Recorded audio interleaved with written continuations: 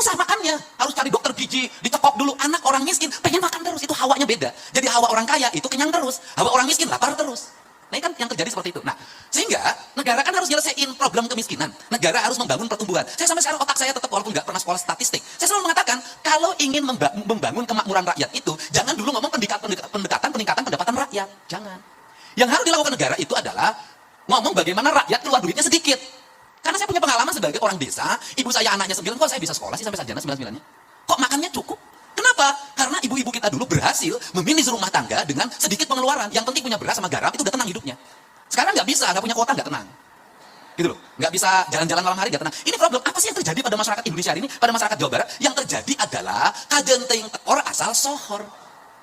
Problemnya apa? Kelas menengah bawah ini ingin bergaya seperti tetangganya yang agak atas.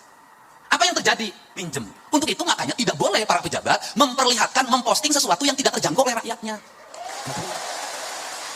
Misalnya cerita, ini saya lagi belanja di Singapura. Boleh. Karena pejabat walaupun sendiri. Oh ini saya lagi makan keluarga di rumah makan ini. Itu menimbulkan obsesi. Membuat mereka ingin seperti apa yang dalam video itu. Anaknya, akhirnya hari ini banyak orang kelas menengah bawah tidak masak di rumah, makannya di rumah makan.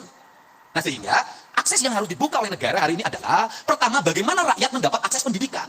Makanya saya fokus sejak awal memimpin infrastruktur sekolah, SD, SMP, SMA, dan SMK adalah keharusan negara. Makanya saya berani membuka ruang kelas sampai 50. Ini yang penting. Nah, itu. Yang kedua, mendekatkan siswa pada akses pendidikan. Kenapa? Biaya ongkos mahal. Sekolah gratis gak ada masalah, tapi ongkosnya 30.000. Yang kedua. Kemudian yang ketiga adalah menekan biaya pendidikan. Biaya pendidikan itu yang mahal, bukan SPP-nya. Biaya pendidikan itu yang mahal adalah biaya jajannya, biaya modulnya, outing class, dan studi tour. Itu yang paling mahal itu studi saya. Sehingga kalau ngomong angka kemiskinan di Jawa Barat terjadi hari ini menurun, itu berkah menurut saya karena hari ini saya melarang studi tour, melarang outing class, dan melarang jajan. Nah, maka gerakan yang berikutnya adalah bagaimana uang yang 10.000 jajan itu menjadi 5.000 untuk jajan, 5.000 investasi. Bagaimana? Anak-anak harus nabung. Semiskin-miskinnya anak Jawa Barat hari ini jajannya masih 5-10.000 setoran. Pemulung anak-anaknya masih 5-10.000. Jadi kalau hari ini ada orang kurang gizi, itu bukan faktor tidak punya uang. Tetapi faktornya adalah tradisi jajan lebih tinggi daripada tradisi memasak di rumah. Mereka lebih senang membeli jajanan yang di sekolah di sekitarnya 5.000 perak dibanding beli telur. Padahal 5.000 itu kalau pagi-pagi direbus dapat telur 2 biji. Nah, sehingga saya kenapa mendorong sekolah pagi jam 6:30. Sesungguhnya lagi merubah masyarakat Jawa Barat mindsetnya untuk apa? Untuk menjadi orang yang merubah pola. Apa sih polanya? Saya kasih tahu nih, rumusnya begini. Kenapa anak-anak itu harus masuk 6:30?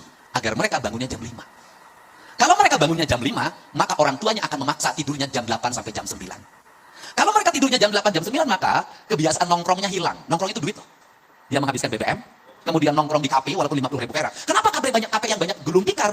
Tren mode bikin kafe di mana-mana. Anak yang nongkrong 50.000 pacaran dari jam 3 sore sampai jam 10 malam. Rugi. Ya kita ngalamin begitu juga.